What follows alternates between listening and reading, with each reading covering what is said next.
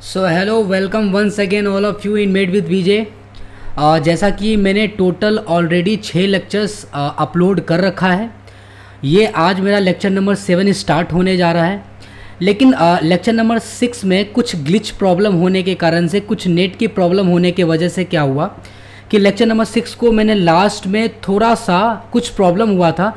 तो मैं क्या करूँगा कि लेक्चर नंबर 7 को सबसे पहले वो जो प्रॉब्लम हमारी हुई थी, लास्ट पोर्शन मैंने जो छोड़ा था, मैं पहले लेक्चर नंबर 7 में पहले वहाँ से कंटिन्यू करूँगा। So please make a attention. मैं फिर से एक बार कहना चाहूँगा कि जो लेक्चर नंबर 6 में लास्ट में जो एक टॉपिक कवर कर रहा था, and that is called aromatic water. कौन सा कवर कर रहा था? Aromatic water. एरोमेटिक वाटर को ही जब मैं डील कर रहा था तो थोड़े से प्रॉब्लम और ग्लिच होने के कारण से उस टॉपिक को वहीं छोड़ना पड़ा। सो मैं क्या करता हूँ कि आज लेक्चर नंबर 7 में पहले मैं उसको वहाँ से डिस्कस करूँगा, उसके बाद में फिर आगे वो टॉपिक को कंटिन्यू करते चलूँगा। तो let's start the lecture number 7 that is called pharmacology. Topic हमारा अभी भी वही है, ड्रग एडमिनिस्ट्रेशन, लेकिन ये पार्ट 3 है। पार्ट 2 हो चुके हैं, 2 पार्ट करा दिया है मैंने। इसमें लिक्विड ड्रग में एरोमेटिक वाटर हम लोग करा रहे थे। वो जो ग्लिच हुआ लास्ट में प्रॉब्लम, उसको अपन स्टार्ट करते हैं। 1 मिनट।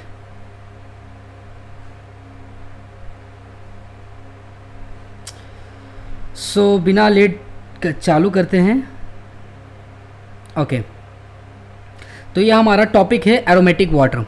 तो सबसे पहले आपको ये याद रखना है कि aromatic water is also known as hydrosol, या उसी को हम लोग बोलते हैं फ्लोरल वाटर। क्लियर है? तो आपको इसमें एक चीज़ का बिल्कुल ध्यान देना होगा कि दूसरा नाम को भी प्रॉपर तरीके से याद रखने हैं कि aromatic water is also known as hydrosol as well as floral water कहते हैं। क्या होता है एरोमेटिक वाटर में, बात समझिएगा। एक्चुअली में जो एक प्लांट होता है ना, प्लांट लेट सपोज कोई भी एक प्लांट, उस प्लांट से जो ऑयल निकलते हैं, सो ऑब्वियस सी बात है यू नो कि प्लांट से जो ऑयल निकलते हैं वो ऑयल वाटर में जब आप मिक्सिबल करोगे ना तो वो घुलता नहीं है आपस में, वो दोनों के दोनों आपस में इमिक्सिबल होते हैं।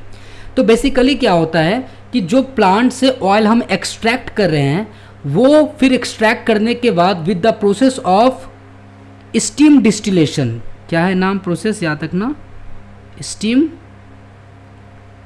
डिस्टिलेशन। स्टीम डिस्टिलेशन प्रोसेस क्या होता है? इसमें हम लोग नॉर्मल मेल्टिंग पॉइंट और बॉइलिंग पॉइंट से टेम्परेचर कम रखते हैं, तो इसमें स्टीम का फॉर्मेशन होता है। तो क्या होता है कि जब ये प्रोसीजर हम लोग डिस्टिलेशन करते हैं, स्टीम डिस्टिलेशन, तो क्या होता है कि जब ये प्लांट की जो ऑयल एक्सट्रैक्ट करके स्टीम डिस्टिलेशन करते हैं उस ऑयल पे, तो कुछ सम अमाउंट ऑफ वाटर हमें मिलता है। उस वाटर में इस प्लांट की ऑयल की फ्रेगनेंस कुछ इस वाटर में मिल जाते हैं। क्या बात समझ में है? जो प्लांट से मैंने ऑयल को एक्सट्रैक्ट किया था, उस ऑयल के साथ मैंने स्टीम डिस्टिलेशन प्रोसेस किया। जैसे ही मैंने इस प्रोसेस को किया स्टीम डिस्टिलेशन, तो इससे, इस ऑयल से कुछ एरोमेटिक सब्सटेंसेस या कुछ substances getting dissolve into the steam of the getting the dissolve into the water, जो स्टीम से प्रोड्यूस हुआ है। तो याद रखिएगा, जो बाय प्रोडक्ट है हमारा वाटर, किसका बाय प्रोडक्ट बना? ऑब्वियस सी बात है, ये जो प्रोसेस हो रहा है ना, उसका बाय प्रोडक्ट बना हमारा वाटर। तो मामला ये हुआ कि जब आप ऑयल प्लांट के पार्ट्स को जैसे ही आपने लिया, प्लांट के ऑयल पार्ट्स को जैसे ही आपने लिया और उसको स्टीम डिस्टिलेशन कराया, तो ऑयल के कुछ अमाउंट्स जो है वो डिस्टिलेशन वाले पार्ट में, यानी कि वाटर वाले पार्ट में, वो उसमें घुल जाएंगे, मिल जाएंगे, जिसके कारण से कुछ फ्रेगनेंस ऑयल का वाटर में आ जाएगा। क्या बात इतना समझ में आएगा? अब वही जो है आगे जाके एरोमेटिक वाटर बनता है। तो समझिए, क्योंकि देखो, अगर मैं ऑयल को डायरेक्ट अगर यूज़ करता तो हो सकता है कि ये थोड़ा सा कंसनट्रेटेड वाला ज़्यादा था, तो हो सकता है कि पेशेंट को ये सुटेबल ना हो, डोजेस ज़्यादा हो सकते हैं। लेकिन अगर कुछ उसके अमाउंट, कुछ उसके सब्सटेंसेस, कुछ उसके पार्टिकल्स या कुछ उसके सब्सटेंसेस अगर डिजॉल्व हो गए स्टीम वाले पार्ट में, तो ज़्यादा अच्छा है ना। ऑल्सो नोन एज हाइड्रोसोल, या इसी को हम लोग फ्लोरल वाटर कहते हैं, is a fragrant water based product that is produce during the steam distillation of plants for essential oil. जो एसेंशियल ऑयल है उसका डिस्टिलेशन जब किया तो क्या हुआ, उससे कुछ फ्रेगनेंस वो डिस्टिल वाटर में मिल गया। While essential oil are the concentrated volatile compounds. जाहिर सी बात है जो ऑयल होंगे वो वोलाटाइल होंगे और कंसनट्रेटेड पार्ट होंगे। तो जब वो वोलाटाइल है तो डिस्टिलेशन करेंगे तो उसके कुछ वोलाटाइल पार्ट्स स्टीम में डिसॉल्व हो जाएंगे। volatile compound extracted from plants, aromatic waters are the byproduct of this process। तो byproduct मतलब कि steam बना, containing the water soluble component of the plant along with small amount of the essential oil।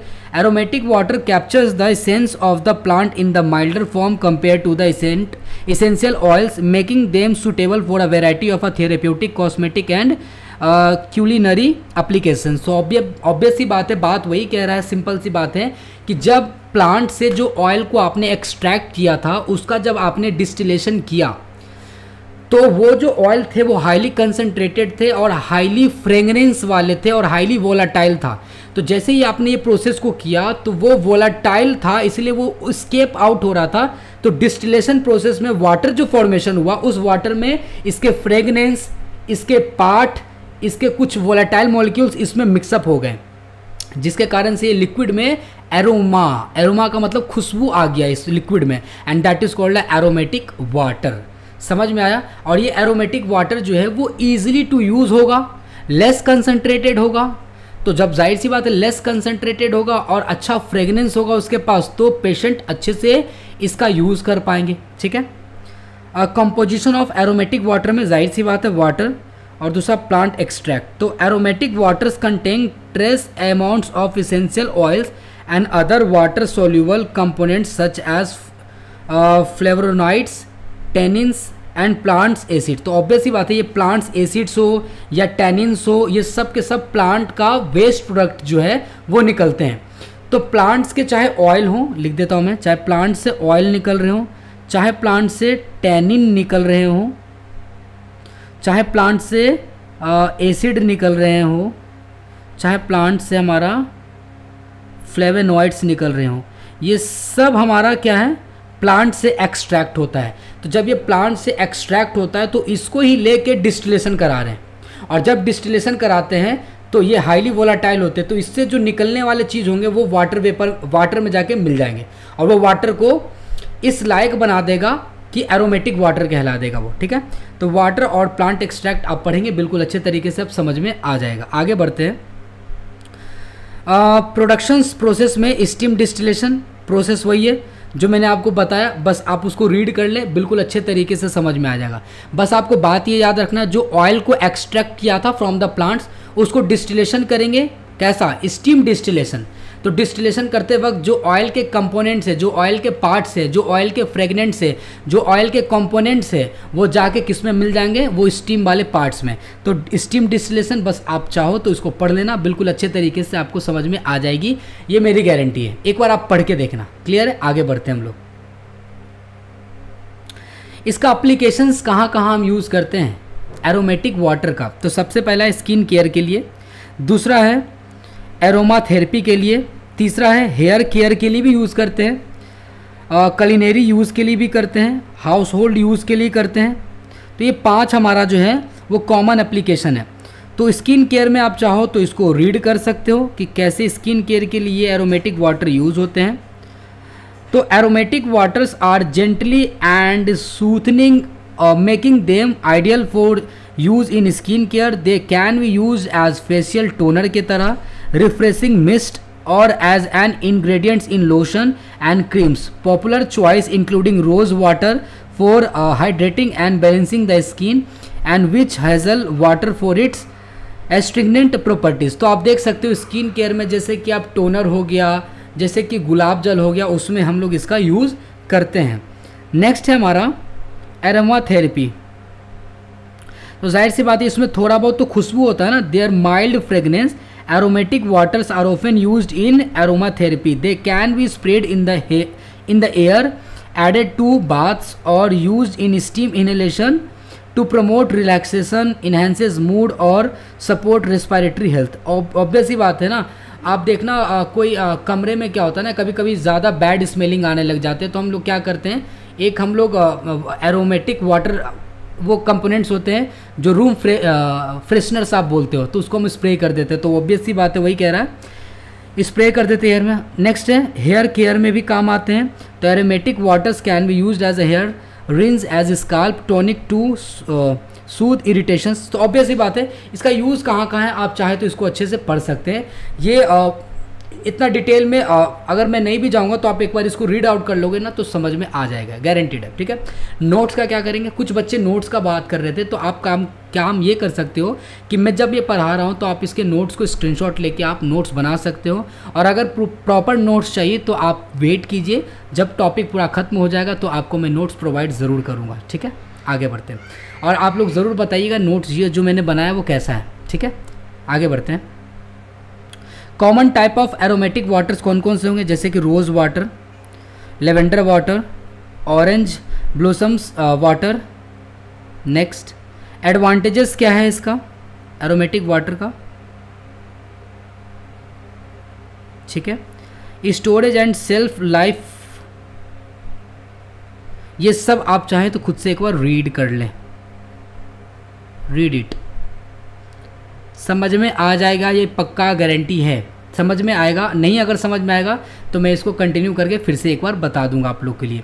तो यहाँ तक आई hope सो आप लोग को अच्छे तरीके से समझ में आया होगा। ठीक है, मैंने टिंचर्स को काफ़ी डिटेल में अच्छे तरीके से बताया। नेक्स्ट, एरोमेटिक वाटर भी मैंने आपको अच्छे तरीके से बता दिया। ठीक है, आगे बढ़ते हैं हम लोग। Now we are starting the next, that is called a liniments. ये लिनीमेंट्स भी हमारा लिक्विड ड्रग में ही आते हैं। अगर विश्वास नहीं है तो एक बार हम उसको देख लेते हैं, फिर इस पे आते हैं। एक मिनट मुझे टाइम दें, एलेक्सिस भी हो गया हम।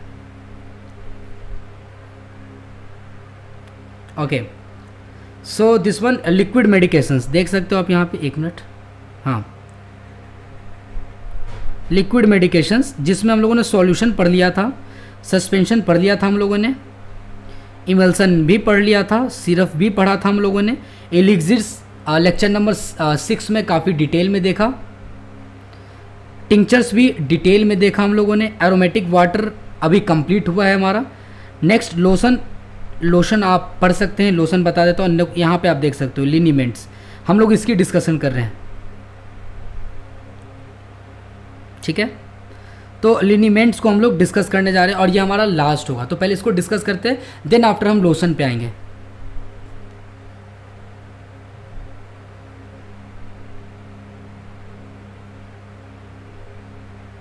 ओके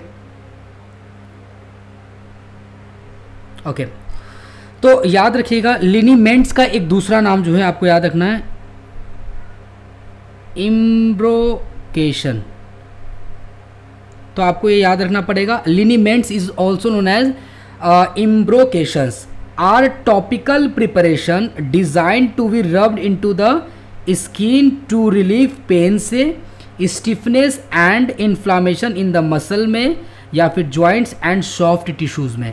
तो लिनीमेंट्स बेसिकली बनाया इसलिए जाता है कि आप टॉपिकल रीजन में आप इसका यूज़ कर सको, जस्ट लाइक अ स्किन में, जैसे कहीं पे पेन हो, कहीं पे इन्फ्लामेशन हो, कहीं पे मसल पेन हो, कहीं पे आर्थराइटिस वाली पेन हो, तो उस जगह पे आप यूज़ कर सकते हो, या फिर कहीं पे स्टिफनेस हो, उस जगह पे आप इसको लिनीमेंट्स को यूज़ कर सकते हैं। They typically contain a combination of medical ingredients that produce a, कैसा प्रोड्यूस करता है, वार्मिंग, कूलिंग और soothing effect which helps to alleviate discomfort. Liniments have been used for centuries in various form of traditional medicine and they continue to be a popular for treating conditions like arthritis को treat करने के लिए, muscle strain को treat करने के लिए और sport injury को भी सही करने के लिए हम लिनीमेंट्स को यूज़ करते हैं। बेसिकली क्या होता है कि सपोज किसी भी पेशेंट को अगर जॉइंट में पेन है तो जब लिनीमेंट्स को हम अप्लाई करते हैं उस जॉइंट पे जहाँ पे पेन है, तो इसकी जो वार्मिंग इफेक्ट है, इसकी जो कूलिंग इफेक्ट है, तो हमारे सेंसरी ऑर्गन को क्या होता है ना, डिस्ट्रैक्ट कर देता है। जहां हमारा सेंसरी ऑर्गन पेन की तरफ ध्यान दिया हुआ था, वार्मिंग और कूलिंग इफेक्ट जैसे ये चालू करता है तो हमारी बॉडी सारी की सारी रिस्पॉन्स उठा के, पेन से उठा के वार्मिंग और कूलिंग इफेक्ट की तरफ डाल देती है, जिसके कारण से हमारा मूड एलिवेट हो जाता है, एक जगह से दूसरी जगह शिफ्ट हो जाता है, दैट इज कॉल्ड डिस्ट्रैक्ट कर देती है हमारी बॉडी को जहाँ पे पेन हो रही है, तो वो काम है लिनीमेंट्स का। आई होप सो इतना बात समझ में आया होगा आपको। आगे बढ़ते हैं। एक्टिव इंग्रेडिएंट्स आप देख सकते हैं क्या क्या होगा इसमें। मिथेनॉल होंगे यूज, कैम्फर दैट इज कपूर, और मिथाइल सैलिसाइक्लेट है ना, सैलिसाइक्लेट यूज होगा। जितना भी आप क्रीम जो पेन किलर क्रीम लाते हो आप देखना उसमें आपका मिथाइल सैलिसाइक्लेट ज़रूर लिखा हुआ होता है, ठीक है। तो क्या कह रहा है एक्टिव इंग्रेडिएंट्स में, काउंटर इरिटेंट्स। काउंटर इरिटेंट्स अभी मैंने बताया, हमारा ध्यान पेन से उठा के वो वार्मिंग और कूलिंग इफेक्ट की तरफ डाल देगा, that is called a counter irritant. तो liniments often contains substances like methanol, camphor or methyl salicylate which produces a cooling or warming sensation. These counter irritants work by distracting the body from pain signal providing temporary relief. तो आपको pen से ध्यान हटा के दूसरे तरफ जो warming और कूलिंग इफेक्ट हो रहा है उसके तरफ ध्यान को वो लेके चला जाएगा। एनाल्जेसिक और एंटी इन्फ्लामेटरी एजेंट की तरह ये काम करता है। सम लिनीमेंट्स में includes non steroidal anti inflammatory drugs. किसके तरह से काम करता है, तो NSAIDs की तरह काम करता है। Non steroidal anti inflammatory drug की तरह काम करता है, लाइक जैसे कि एग्जांपल आप देख सकते हो आइबुप्रोफेन, ठीक है, ये आइबुप्रोफेन हो गया। और दूसरा अगर मैं बात करता हूँ और natural anti inflammatory compounds like जैसे कि हो गया आर्निका और कैप्सेसिन और टू रिड्यूस पेन एंड इन्फ्लामेशंस। तो मैं यहाँ पे लिख देता हूँ, एक हो गया हमारा आर्निका या फिर कैप्सेसिन। इसका काम क्या होता है, to reduce the pain and inflammation, है ना, पेन एंड इन्फ्लामेशन को कम करते हैं।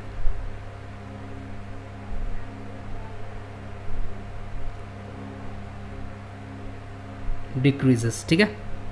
इसेंशियल ऑयल की तरह काम भी करते हैं, जैसे लिनीमेंट्स में also contain essential oil such as आपका कौन कौन सा है, यूकैलिप्टस, पिपरमिंट ऑयल और wintergreen which add therapeutic properties and contribute to the liniment scent. तो ये सारे ऑयल्स जो है फ्रेगनेंस भी लिनामेंट्स को प्रोवाइड करेंगे ताकि पेशेंट को इरिटेंट ना फील हो यूज़ करने के दौरान। नेक्स्ट है हमारा आपका कंपोजिशन में सबसे पहले एक्टिव इंग्रेडिएंट्स मैंने बात कर दिया। दूसरा बेस और व्हीकल्स के बारे में बात करता हूँ, तो इसको मैं बाकी को इरेज कर देता हूँ ताकि प्रॉपर नोट्स बनाने में आपको काम आए। चलिए ठीक है, ओके। बेस और व्हीकल्स में क्या है, पहला हमारा कि अल्कोहल और oil. Liniments are typically prepared with an alcohol base. याद रखिएगा, ऐसा अल्कोहल जिसमें बेसिक अल्कोहल होगा उसमें लिनीमेंट्स को प्रिपेयर किया जाता है। बहुत इंपॉर्टेंट क्वेश्चन बन सकता है। Which helps the active ingredients penetrates the skin quickly and evaporates rapidly, leaving a refreshing sensation. Some liniments use an oil base such as olive oil or mineral oil, which may be preferred for sensitive or dry skin as it provides a moisturizer effect. तो देखिए समझिएगा, लिनीमेंट्स को हम basically alcohol base में use करते इसलिए हैं क्योंकि आप ये याद रखना, जो अल्कोहलिक बेस होते हैं ना वो हमारे स्किन से जल्दी अंदर एब्जॉर्ब होते हैं। तो जब लिनीमेंट्स को अल्कोहल बेस में प्रिपेयर करेंगे और कहीं स्किन पे अप्लाई करेंगे तो वो हमारे स्किन में जल्दी एब्जॉर्ब होगा और मोड ऑफ एक्शन फास्ट होगा, और जहाँ पे वो पेन हो रहा था, जहाँ पे स्टिफनेस था, डिस्कम्फर्ट था, वहाँ पे वो जल्दी ठीक करेगा। पहला चीज़ तो ये हो गया। दूसरा चीज़ क्या कह रहा है कि सम लिनीमेंट्स यूज एन ऑयल बेस। कुछ ऑयल बेस की तरह भी यूज़ किए जाते हैं लिनीमेंट्स को, सच एज ऑलिव ऑयल हो गए, मिनरल ऑयल हो गए। ये किसके तरह काम करते हैं, एक तरीके के मॉइस्चराइज़र की तरह भी आपको काम करते हैं। तो आप देख सकते हो एक लिनीमेंट्स का कितना पर्पज़ यूज हो सकता है। नेक्स्ट है हमारा थर्ड, इमोलिएंट्स एंड थिकनर्स, ये क्या होते हैं वो समझिए। एक minute, let me change the colour of the pen.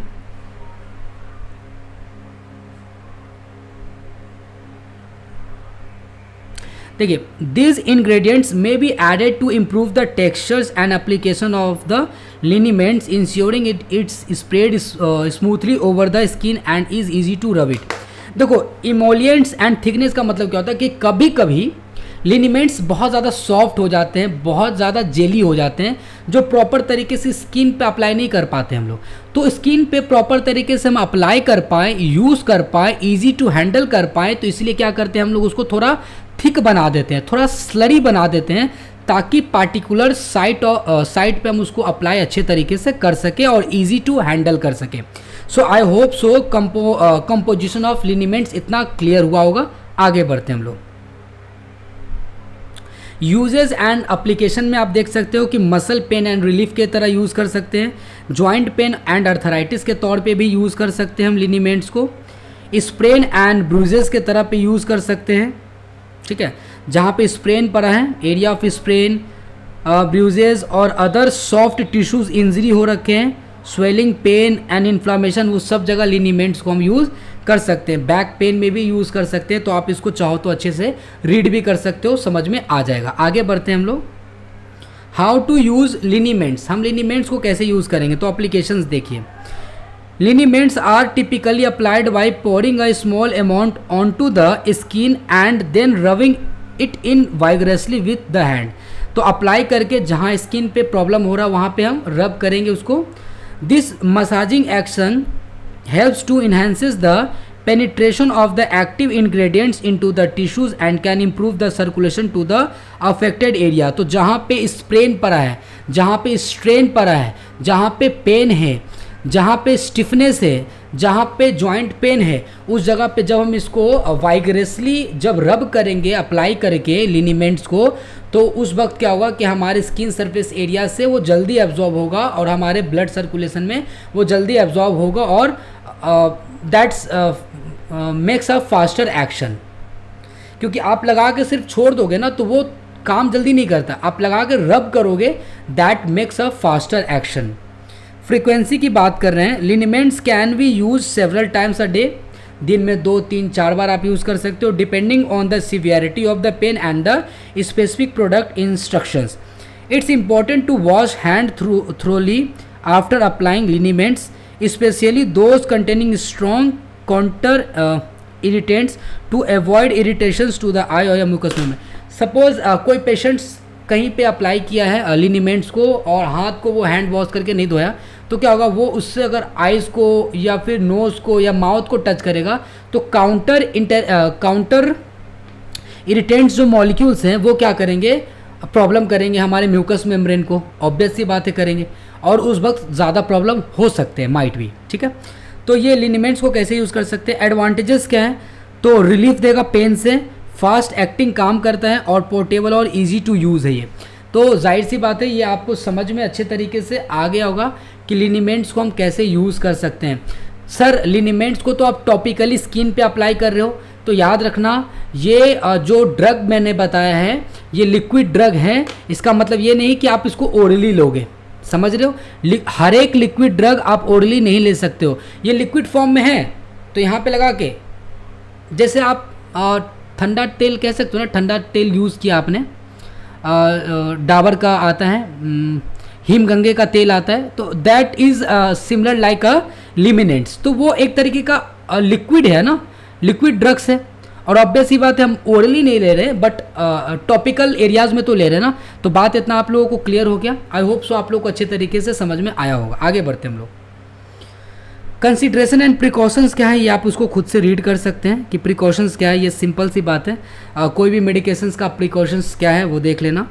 Avoid broken skin, मतलब जहाँ पे कटे छटे हैं वहाँ पे नहीं लगाइए, नहीं तो और ज़्यादा पेन होने लग जाएगा, इरिटेशन होने लग जाएंगे। स्किन सेंसिटिविटी जिसको ज़्यादा है उसको नहीं लगाएं तो ही ज़्यादा बेस्ट है। अवॉइड हीट सोर्सेज, लगाने के बाद आप हीट वाले एरियाज़ में ना जाएं। तो ये सारी चीज़ें हैं। कॉमन टाइप देखो क्या क्या है, तो एक तो हमारा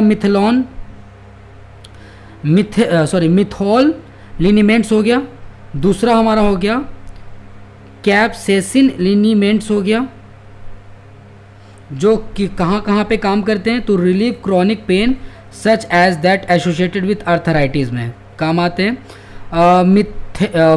मिथॉल वाले में कहाँ पे काम आते हैं, तो आइसी हॉट और बेंगे में काम मतलब कि वो एक तरीके से कह सकते हो कूलिंग इफेक्ट और वार्मिंग इफेक्ट दोनों देते हैं। नेक्स्ट है हमारा आर्निका लिनीमेंट्स। तो ये अलग अलग कॉमन टाइप्स हैं लिनीमेंट्स का, आप एक बार देख लेना और कैसे कैसे यूज़ हैं प्रॉपर। मेरे को ये समझाना था कि क्या होते हैं ये, एप्लीकेशंस कैसे करते हैं, इसका यूज़ कैसे है, मोड ऑफ एक्शन कैसा है, ये आप एक बार देख लेना। ठीक है, यहाँ तक समझ में आ गया, आगे बढ़ें। Next we are talking about the new topic that is called a powder medication. Tablet पूरा खत्म हो गया, कैप्सूल पूरा खत्म हो गया हमारा। उसके बाद अब हम लोग चालू करने जा रहे हैं that is called a powder medications. Powder medications का कैसे हम यूज़ करेंगे, वेट अ मिनट, इसके लिए आप एक बार वेट करें थोड़ा।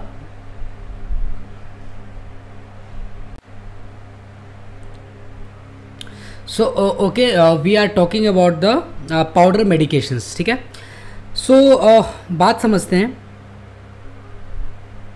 Comes in various forms and are use for a wide range of a therapeutic purpose. मतलब अब ऐसे मेडिकेशंस यूज़ कर रहे हैं, एक तो था हमारा कि सॉलिड ड्रग, जिसमें हम लोगों ने टैबलेट्स और कैप्सूल ये सब पढ़ा हम लोगों ने अच्छे से डिटेल में। दूसरा था लिक्विड ड्रग, जिस लिक्विड ड्रग को भी मैंने काफ़ी डिटेल से अच्छे से, जैसे कि tinctures, elixirs, aromatic waters, syrup, solution, ये सारे मैंने अच्छे तरीके से आप लोगों से बात कर लिया। नाउ अब हम लोग पाउडर मेडिकेशंस पढ़ने जा रहे हैं।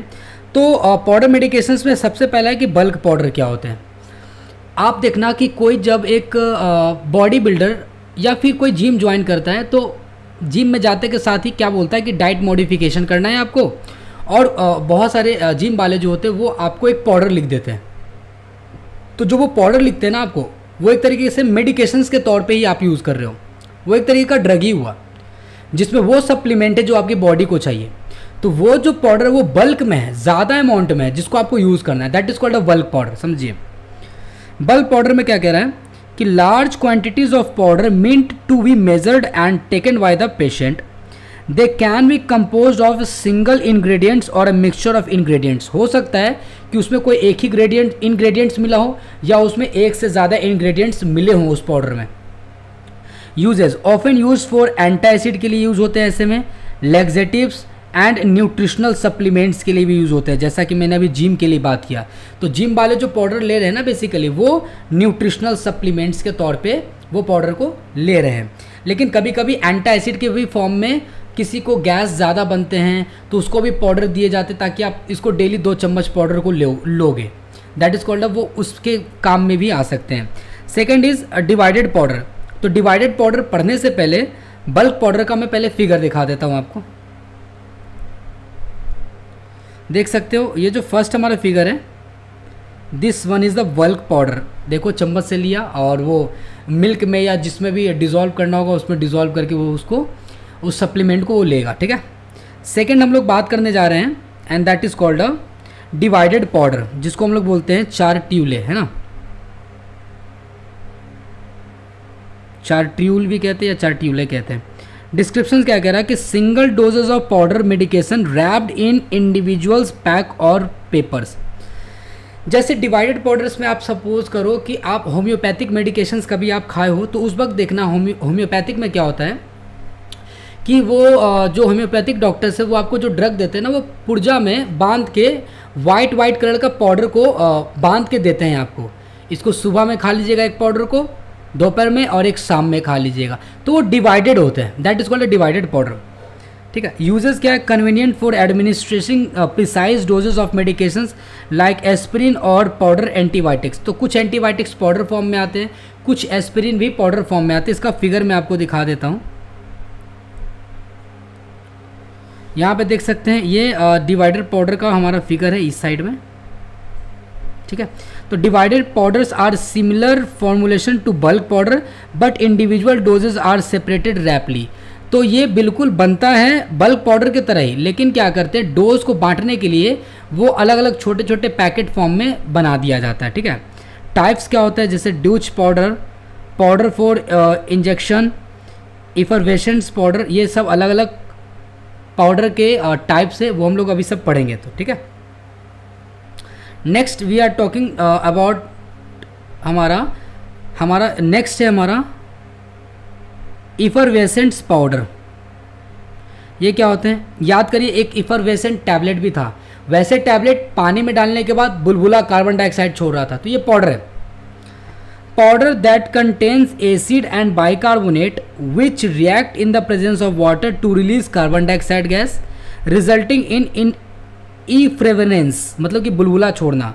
Uses common for making solution that are easier to ingest such as effervescents, pain relievers and vitamin C supplements. तो इस तौर पे इफरवेसेंट्स पाउडर भी आते हैं, आप चाहो तो इसका भी फिगर आप देख सकते हो। यहाँ पे मैंने एक डायग्राम बना दिया है, या डायग्राम नोट किया है मैंने, एक मिनट, ताकि प्रॉपर तरीके से ये देख सकते हो, है ना। जैसे मैग्नीशियम सिट्रेट का यहाँ पे आप देख सकते हो, यहाँ पे लिखा है ना इफरवेसेंट पाउडर। तो ये पाउडर को जैसे ही क्या करोगे, पानी में डिज़ोल्व करोगे तो वो बुलबुला के तौर पे छोड़ने, जैसे आप छोटा सा एग्जांपल समझो ना, इनो आप देखे हो, वो पाउडर फॉर्म में आते हैं, पानी में जैसे डालते हो वो बुलबुला और CO2 गैस रिलीज होने लगते हैं, और जिसको एसिड का प्रॉब्लम है वो क्या करते हैं, घोलने के बाद तुरंत वो उसको ड्रिंक कर लेते हैं, पी लेते हैं। ठीक है, तो सबसे अच्छा एग्जाम्पल आप इनो भी रख सकते हो। Next, dry powder inhaler. तो ड्राई पाउडर इनहेलर क्या होते हैं वो समझिए।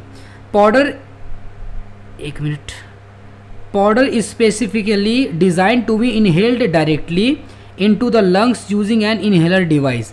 तो कुछ डिवाइस आते हैं, उसके डिवाइस से क्या करते हैं, हम इनहेल करते हैं direct into the lungs. Uses क्या है, used for respiratory condition like asthma के केस में, क्रॉनिक ऑब्स्ट्रक्टिव पल्मोनरी डिसऑर्डर जिसको COPD बोलते हैं। एग्जाम्पल इज इंक्लूड, कौन कौन से पाउडर होंगे, तो साल्मेट्रॉल, इसके टैबलेट भी आते हैं और इस पाउडर फॉर्म में भी आते हैं। और दूसरा हमारा है फ्लूटिकैसोन। तो ये पाउडर फॉर्म में आते हैं, जो क्या करते हैं, हम लोग डायरेक्ट इनहेल करते हैं, मतलब कि नोज के थ्रू इनहेल जब करेंगे तो वो डायरेक्टली ड्रग हमारे कहाँ चला जाएगा, हमारे रेस्पिरेटरी ट्रैक्ट में चला जाएगा। और रेस्पिरेटरी ट्रैक्ट में जाने के बाद जो अस्थमा कंडीशन में क्या होता है कि हमारा जो ब्रोंक्यूल्स होते हैं वो नैरो हो जाते हैं, तो जैसे ही पाउडर जाते हैं तो ब्रोंक्यूल्स का डायलेट करा देते हैं, तो उसको लोग ब्रोंक्यो डायलेटर्स कहते हैं। ठीक है, तो साल्मेट्रॉल्स और फ्लूटिकैसोन्स हो गया। फिगर आपको मैं दिखा देता हूँ, देखो यहाँ पे फिगर है, ये ड्रग है हमारा, है ना, देखो लिख रखा है ना, salmeterol and fluticasone propionate powder for inhalation. Inhalation का मतलब थ्रू द रेस्पिरेटरी ट्रैक्ट हम इसको इनहेल कर लेंगे। ठीक, नेक्स्ट हम लोग बात करने जा रहे हैं टॉपिकल पाउडर। टॉपिकल पाउडर जाहिर सी बात है डायरेक्टली स्किन पे हम यूज़ करेंगे। ठीक है, जैसे कि आप देखना कहीं कहीं पे स्किन पे फंगल इन्फेक्शन हो जाते हैं, तो उस वक्त ये बहुत सारे पाउडर आते हैं एंटी फंगल क्रीम के, वो क्या करते हैं, हम उसको वहाँ पे जब पुटअप करते हैं जिस पार्टिकुलर जगह पे हमारा फंगल इन्फेक्शन हो रखा है, तो जैसे कि फ्लूकोनाजोल हो गए, है ना, तो यहाँ पे देखिए क्या है, पाउडर्स अप्लाइड, एक minute, powders applied directly to the skin for local treatment uses often use for anti fungal treatment, baby powders and wound care के लिए भी जो पाउडर आते हैं ना, तो उसमें हम लोग क्या करते हैं, उस पाउडर को वहाँ पे डाल देते हैं ताकि हमारा वुंड जल्दी हीलिंग हो, इन्फेक्शंस उसमें ना हो। तो ये ठीक है। इंसफ्लेशंस क्या होता है समझिएगा। इंसफ्लेशंस का मतलब होता है कि ये एक ऐसे पाउडर हैं, मतलब कि ऐसे पाउडर फॉर्म्स होंगे मेडिकेशंस के जो इंसफ्लेट करा देंगे, मतलब कि कोई भी ट्रैक को ओपन कर देंगे। जैसे किसी का नाक बंद है, किसी का ईयर थोड़े कंजस्टेड है, तो उस केस में हम क्या करते हैं कि इंसफ्लेशंस पाउडर का यूज़ करते हैं। Finally dividing powders mean to be blown into body cavities such as the nose, throat और ईयर के थ्रू। uses used to treatment that needs to be localized within the body cavities such as nasal decongestant। तो जिनके नाक जाम हो जाते हैं या नाक ऐसा लग रहा है कि बहुत ही बिल्कुल कंजस्टेंट लग रहे हैं, सांस ठीक से नहीं लिया जा रहा, तो उस केस में हम लोग इंसफ्लेशंस पाउडर को भी यूज़ करते हैं। इंसफ्लेशंस का भी शायद फिगर होगा, एक बार देख लीजिए। हाँ देखिए ना, यह मैंने बनाया है इंसफ्लेशंस। और ये टॉपिकल पाउडर देख सकते हो, जिंक ऑक्साइड पाउडर, ठीक है। यहाँ पे ये देख सकते हो पाउडर फॉर्म में जिंक ऑक्साइड है, तो इसका हम यूज़ कर सकते हैं, ठीक है। तो इंसफ्लेशंस भी क्लियर हो गए, आगे बढ़ते हैं हम लोग। नेक्स्ट है हमारा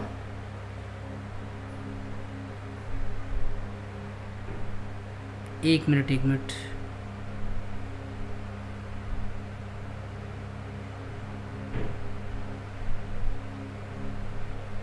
वेट अ मिनट।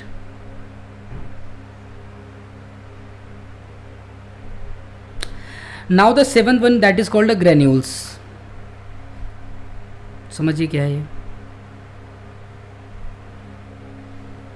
तो इसमें ग्रेन्यूल्स में क्या होगा कि इसमें पाउडर के बड़े बड़े थोड़ा साइज में बड़े बड़े ग्रेन्यूल्स होंगे। Agglomerated powder that forms larger more stable particles, they can be effervescents और नॉन इफरवेसेंट। मतलब कि ये आप पाउडर को जब यूज़ करोगे तो इफरवेसेंट का मतलब कि CO2 का रिलीज होना और ना होना दोनों हो सकता है। यूजेस क्या है? Often use to improve the stability, flow properties and solubility of the medications. Example include antibiotic granules that are reconstituted before use, ठीक है।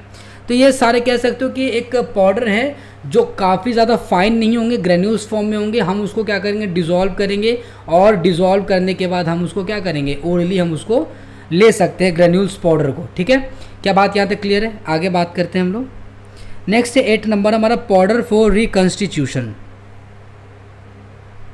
ये क्या होता है कि स्टेराइल पाउडर, जैसे कि आप सिंपल से एग्जांपल याद रखो कि आपने जो ड्रग देखा होगा, आप हॉस्पिटल में देखा होगा या आपने कहीं देखा होगा, जैसे कि एमॉक्सिसिलिन का ड्रग, वो ड्राई फॉर्म में आते हैं। या फिर कोई और भी आप एंटीबायोटिक्स ले सकते हो, जैसे कि सिफ्ट्रियाजोल ले लो आप।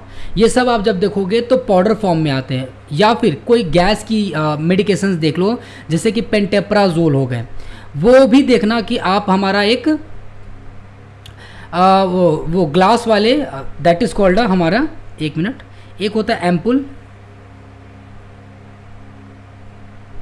ठीक है। तो एम्पुल की मैं बात नहीं कर रहा, आप देखना जो भी एंटीबायोटिक्स जितने भी हैं, अगर इंट्रावेनसली देना है मुझे पेशेंट को, तो वो जो है एक्चुअली में एंटीबायोटिक्स ज़्यादातर ड्राई पाउडर फॉर्म में आते हैं। That is called a powder for reconstitution. तो मैं क्या करूँगा, उसमें नॉर्मल सेनाइन लेके, वाटर को लेके उस पाउडर के अंदर डालूंगा, मैं मिक्सअप करूंगा, देन आफ्टर मैं उस मेडिकेशंस को लोड करूंगा इंजेक्शन में, एंड देन आफ्टर पेशेंट को हम प्रोवाइड करेंगे, ठीक है। तो sterile powder that are mixed with a liquid, usually sterile water, to create a solution और सस्पेंशन फॉर इंजेक्शन और ओरल एडमिनिस्ट्रेशन। समझ में आया? तो या तो ओरल एडमिनिस्ट्रेशन करने के लिए या फिर इंट्रावेनसली देने के लिए हम क्या करते हैं वैसे केस में, कि वो जो हमारा स्टेराइल पाउडर है जो हमारा, उसको क्या करेंगे हम लोग, स्टेराइल वाटर लेके इंजेक्शन में उसके अंदर डाल के हम लोग उसको प्रॉपर तरीके से मिक्सअप करेंगे, देन आफ्टर फिर से हम उसको इंजेक्शन में लोड करके फिर पेशेंट को देंगे। That is called a powder for reconstitution. Next है हमारा डस्टिंग पाउडर। डस्टिंग पाउडर नाम से ही पता चल रहा है कि जहाँ पे किसी पेशेंट को सपोज वुंड है एंड फंगल इन्फेक्शन है, तो हम पाउडर को वहाँ पे छिड़कते हैं, ठीक है। That is called a dusting powder. Powder instead to be dusted on to the skin और a wound, intended to, instead नहीं, intended. Usually typically use to reduce moisture को रिड्यूस करने के लिए एंड फ्रिक्शंस को रिड्यूस करने के लिए, providing relief from irritation and adding in the healing of the wound. For example जैसे कि टैल्कम पाउडर हो गए और नेस्टेटिन पाउडर हो गए। तो ये सब पाउडर क्या करते हैं, आपके इरिटेशंस को कम करते हैं। क्यों? क्योंकि वो क्या करते हैं, आपको एक तो पेन से रिलीफ दिलाएंगे, दूसरा इरिटेशन से रिलीफ दिलाएंगे, ताकि आपको क्या होगा, वुंड की हीलिंग अच्छे से हो पाए। That is called dusting powder. मैं चाहूँ तो यहाँ पे आपको फिगर दिखा सकता हूँ एक बार। पहले ये फिगर देखो आप, यहाँ पे ग्रेन्यूल्स वाले पाउडर है ना, दानेदार वाला जो है पाउडर, इसको क्या करोगे, सप्लीमेंट बना के यूज़ करोगे। गैलेक्टल पाउडर यहाँ पे दिख रहा है, ये पाउडर को हम क्या करेंगे, मिक्सअप कर लेंगे प्रॉपर तरीके से मिल्क में और बच्चों को देंगे, ठीक है। ये हो गया। नेक्स्ट है हमारा पाउडर फॉर रिकॉन्स्टिट्यूशन में आप देख सकते हो ना, सेफोपेराजोन एंड साल्वेक्टम फॉर इंजेक्शन, ठीक है। तो आपके सिफ्ट्रियाजोन भी एक आते हैं, तो इस तरीके से आप देख सकते हो ये हमारा एक कंटेनर होगा ग्लास का, ठीक है। इस केस में हम क्या करेंगे, SB लिखा हुआ है यहाँ पे आप देख सकते हो। SB का मतलब क्या था हमारा, ये आप ज़रूर मुझे बताएं, ठीक है। SB का मतलब क्या होगा, ऐसे तो यहाँ पे साल्वेक्टम होगा, ठीक है, साल्वेक्टम। एक मिनट,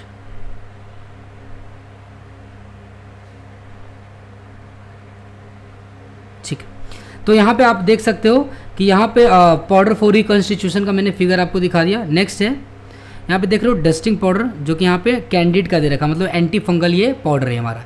क्या बात समझ में आ गई यहाँ तक? सो आई होप सो आपको पाउडर मेडिकेशंस भी प्रॉपर तरीके से क्लियर हुआ होगा। नेक्स्ट अनदर टाइप के मेडिकेशंस को स्टार्ट करने जा रहे हैं, that is called sublingual medications, ठीक है। ये सबलिंगुअल मेडिकेशंस हमारा लास्ट टॉपिक होगा इस लेक्चर्स का। उसके बाद हम लोग जो है फर्दर लेक्चर्स को आगे नेक्स्ट लेक्चर्स में हम लोग प्रोसीड करेंगे। वेट अ मिनट,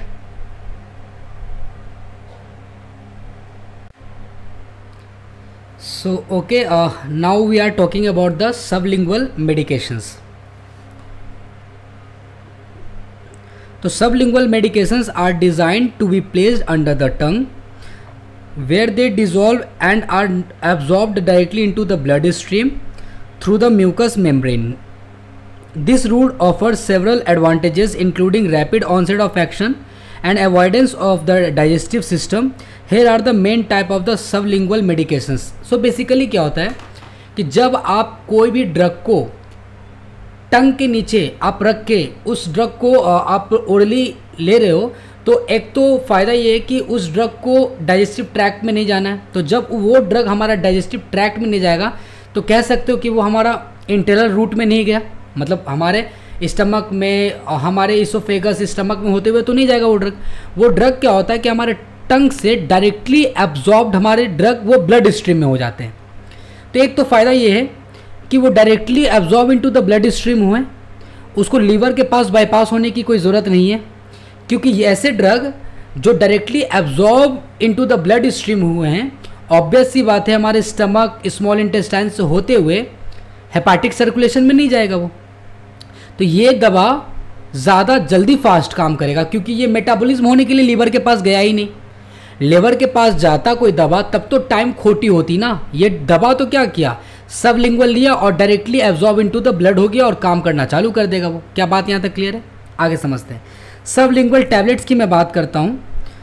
देखो, सबलिंगुअल मेडिकेशंस अलग अलग फॉर्म में आते हैं। टैबलेट्स के फॉर्म में भी आते हैं, छोटे फिल्म के फॉर्म्स में भी आते हैं, छोटा कागज जैसा, मतलब स्ट्रिप जैसे होते हैं। समझिएगा क्या होते हैं सबलिंगुअल टैबलेट्स में। डिस्क्रिप्शन में क्या कह रहा है, ये small dissolvable tablets that are placed under the tongue, often used for medication requiring rapid onset such as nitroglycerin for angina and certain anxiety medications like lorazepam।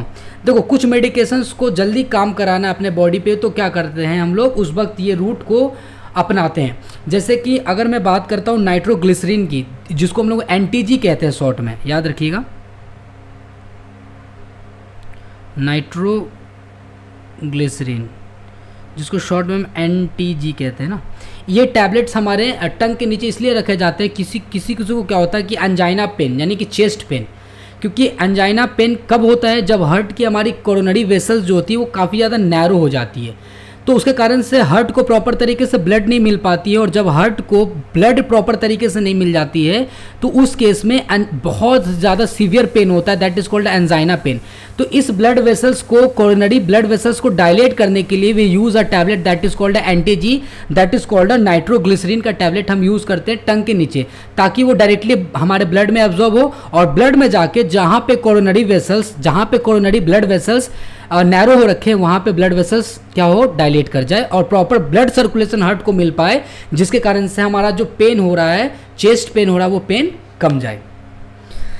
तो सबलिंगुअल टैबलेट्स का figure देख लीजिए आप, यहाँ पे आप देख सकते हो फिगर, ये मैंने जो बनाया कौन सा सब टैबलेट का फिगर है, that is called buprenorphine and naloxone sublingual tablets, ठीक है। तो यहाँ पे मैंने टैबलेट्स बता दिए जो सबलिंगुअल टैबलेट्स हैं। दूसरा, सबलिंगुअल फिल्म्स या स्ट्रिप की बात करते हैं। ये थिन होते हैं, dissolvable films or strip that are placed under the tongue, common for medications like buprenorphine, naloxone, used in opioids dependence treatments and certain anti-nausea medications। तो ये आप देख सकते हो फिगर यहाँ पे, ये फिल्म है ना, या फिर कह सकते हो स्ट्रिप, ये स्ट्रिप है ना या फिर फिल्म। तो ये इस तरीके से दिखते हैं और क्या करते हैं, पेशेंट के टंग के नीचे इसको हम लोग एडजस्ट करते हैं, ठीक है।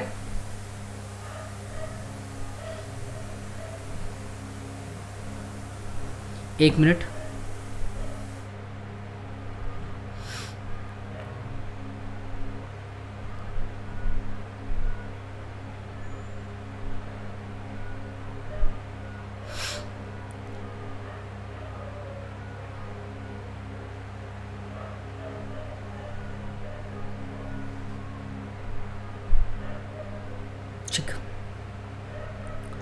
तो आपका मैंने सबलिंगुअल फिल्म्स या फिर स्ट्रिप को मैंने बता दिया। तो आप देख सकते हैं यूजेस क्या बोल रहा है कि कॉमन फॉर मेडिकेशंस लाइक, जैसे कि हमारा है मेडिकेशंस, एक मिनट दिख रहा है आप लोगों को है ना। पहला है हमारा बुप्रेनॉर्फिन, ठीक है। ये एक्चुअली में कैसा काम करता है, तो हमारे पेन को, सीवियर पेन को कम करते हैं। दूसरा ये काम किस में आते हैं, हमारा ओपियोइड डिपेंडेंस, जो पेशेंट ओपियोइड्स को ज़्यादा लेते हैं उस ओपियोइड्स को दूर रखने के लिए, ताकि ओपियोइड्स को वो छोड़ दे, उसके लिए रिकमेंड हम लोग क्या चलाते हैं उस पर, ओपियोइड डिपेंडेंस वाले पेशेंट में चलाते हैं, ठीक है। तो आपको याद रखना है कि बुप्रेनॉर्फिन ये ड्रग ऐसे ड्रग हैं जो स्ट्रिप के फॉर्म में आते हैं, जो कि पेशेंट के टंग के नीचे डालते हैं। वैसे पेशेंट के लिए यूज़ करते हैं जिसको पेन रिलीफ देना हो, या फिर दूसरा जो पेशेंट ओपियोइड से डिपेंडेंस था उसको मैं छुड़ाना चाहता हूँ, तो उसके लिए हम इसको दे सकते हैं, ठीक है। तीसरा आते हैं सबलिंगुअल स्प्रे। कुछ स्प्रे आते हैं जो टंग के नीचे स्प्रे को डाले जाते हैं। Liquid medication delivered via spray under the tongue, often use for, जैसे कि नाइट्रोग्लिसरीन का स्प्रे आता है जैसे कि एंजाइना के लिए, ठीक है। और कुछ हार्मोन थेरेपी रिप्लेसमेंट के लिए भी यूज़ करते हैं। तो फिगर आप देख लीजिए, यहाँ पे देखिए ना फिगर, ये वाला 3rd नंबर। तो आप देख सकते हो मैंने सारा प्रॉपर नोट्स को मैंने एक तरीके से अरेंज बहुत ही अच्छे तरीके से किया आप लोगों के लिए, ताकि आप लोगों को रूट्स ऑफ ड्रग में कभी कोई परेशानी नेक्स्ट टाइम से तो नहीं हो। सो मैंने काफ़ी ज़्यादा इसमें एफर्ट लगाया, मेहनत किया है। सो प्लीज़ आप लोग इसको अच्छे तरीके से समझें और पढ़ें, और अगर कहीं पे कोई प्रॉब्लम्स होगा तो आप लोग कमेंट बॉक्स में ज़रूर बताएं, तो हमें वो समझ में आएगा कि आपको कहाँ पे क्या समझ में आ रहा है और कहाँ पे क्या प्रॉब्लम्स आ रही है। सो प्लीज़, और चैनल को आगे ज़्यादा से ज़्यादा लाइक सपोर्ट ज़रूर करें, ठीक है। तो फिगर के साथ आप देख सकते हो ना, सारा रूट को मैं पढ़ा रहा हूँ, सारा forms, different forms of drug को पढ़ा रहा हूँ और उसका फिगर भी दिखा रहा हूँ मैं। आगे बढ़ते हैं। सबलिंगुअल स्प्रे हो गया। Next we are talking about the sublingual drop. Drop form में आएगा। Liquid medication administered using a dropper under the tongue, जैसे कि विटामिन के सप्लीमेंट्स आते हैं, जैसे कि विटामिन B12 के, ठीक है। तो ये सारे आप सबलिंगुअल ड्रॉप का भी आप फिगर देख सकते हो। यहाँ देखो, ये जो है यहाँ पे है ना, सबलिंगुअल ड्रॉप का ये फिगर है। तो जैसे vitamin B12 that is called cyanocobalamin की अगर किसी पेशेंट को कमी है, और ऑब्वियस सी बात है जिसको विटामिन B12 की कमी होगी तो उसको एनीमिया होंगे उस पेशेंट को, ठीक है। तो ब्लड की कमी होगी, तो उस केस में हम क्या करते हैं कि उस सप्लीमेंट में हम लोग विटामिन B12 देते हैं, और अंडर द टंग हम लोग क्या करते हैं, सबलिंगुअल ड्रॉप के फॉर्म में देते हैं। नेक्स्ट सबलिंगुअल लोजेंस, या फिर इसको हम लोग बोलते हैं ट्रोचेस। ये स्मॉल डिसॉल्वेबल्स लोजेंस और troches placed under the tongue और between the cheeks and the gum, या तो गम और चिक के बीच में भी डालते हैं या फिर टंग के बिलो भी डालते हैं। Used for medication such as certain hormones and treatment of oral thrush, जैसे कि आप फिगर देख सकते हो यहाँ पे, ये देख सकते हो, ये लोजेंस है हमारा, ठीक है, इसको क्या करते हैं, टंग के नीचे हम रखते हैं, जिसको हम लोग ट्रॉचेस भी कहते हैं। सो आई होप सो आपको सबलिंगुअल मेडिकेशन भी प्रॉपर तरीके से आपको समझ में आएंगे। तो सबलिंगुअल मेडिकेशंस में अलग अलग फॉर्म्स के मेडिकेशंस होते हैं।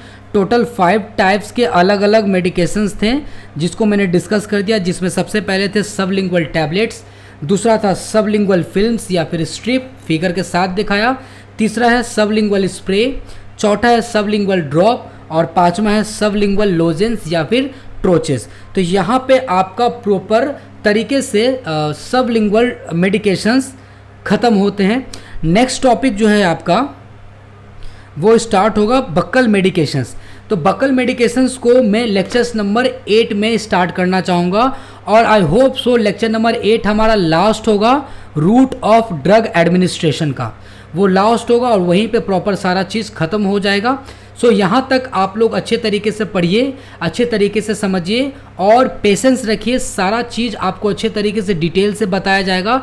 याद रखना, एक बार लेक्चर जब पढ़ लोगे ना तो दोबारा आपको वापस आगे पढ़ने की कोई ज़रूरत नहीं है।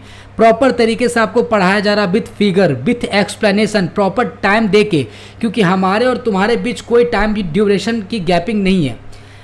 कॉलेजेस में मैं पढ़ाता हूँ तो वहाँ पे टाइम ड्यूरेशंस की क्राइटेरियाज़ होते हैं, बट यूट्यूब पे जहाँ मैं क्लासेस ले रहा हूँ आप लोगों के लिए, तो यहाँ पे कोई भी टाइम ड्यूरेशंस नहीं है। आप लोगों को अच्छे से अच्छे कंटेंट मैं दूंगा और ज़्यादा से बेस्ट कंटेंट आप लोगों को प्रोवाइड करूँगा ताकि प्रॉपर नॉलेज आपके पास पहुँचे और फार्मा पे आप अच्छा बन के दिखाएं। ठीक है, सो इसी के साथ लेक्चर नंबर 7 को हम कंक्लूड करते हैं यहीं पे। बाकी के लिए लेक्चर नंबर 8 में हम लोग मिलते हैं, तब तक के लिए धन्यवाद।